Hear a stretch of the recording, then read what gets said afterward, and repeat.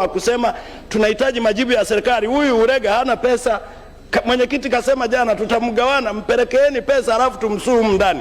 Mimi ni mwaka wa 15 sijawahi kuona Wizara ya Ujenzi inasurubiwa kama kipindi hiki tulichonacho kwa leo. Kwa nini hampeleki pesa?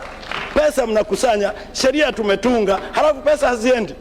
Ukienda kwenye akaunti ya Road Fund leo mna bilioni 56, mwezi wa 6 mnatomoa tu, mnataka kuzipiga au mnataka kufanya nini? Achieni pesa tukatengeneze mabarabara ya wananchi wetu, Mheshimiwa Naibu Spika. Na mimi nashauri tusikubali kabisa kuipitisha hii bajeti kabisa, kwa sababu najiuliza, mimi ni mwana CCM, wapi tumefungwa kusema ukweli? Lazima tuwaombe, kama mnamshauri vibaya mkuu wa nchi, basi mshaurini, tunahitaji pesa.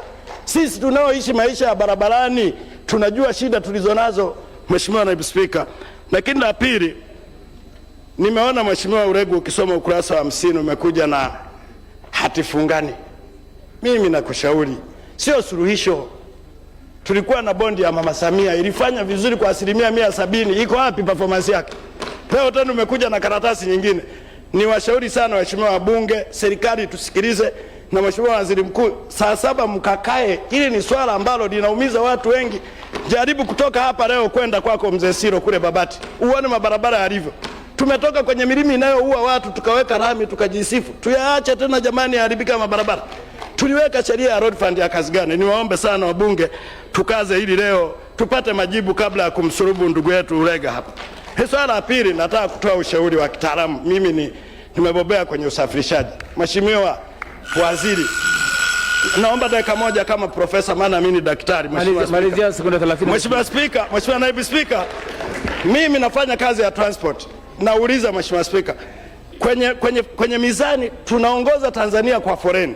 Lakini nimepita juzi ninafanya tathmini tu kwamba wenzetu mlifikiria nini. Nachukua mfano gari za mafuta. Ukinunua gari ya mafuta lazima upeleke kupima calibration, na inapima serikali. Na uwezi kupakia zaidi ya calibration iliyoandikwa pale. Kwenye depo yenyewe ina mashine yake ambayo inapakia kufuata calibration. Imepimwa na serikali, ina kibali cha serikali. Halafu unaenda tena kwenye foreni, unaenda unapanga tena foreni masaa 6. Na vile ni vitu vya mlipuko. Na ukijiuliza, nimekaa jana mzani mmoja najiuliza, ngoja nione leo zinazozidi kama watashusha mafuta. Hakuna tenki, hakuna madramu, mnaweka foreni. Jamani, mnahitaji akili ya asante sana Mheshimiwa Msukuma, tunashukuru. Kama mnashindwa Mheshimiwa Waziri, mniazime mimi niwarekebishie haya mambo ili tuweze kwenda sawa. Nakushukuru sana Mheshimiwa Spika.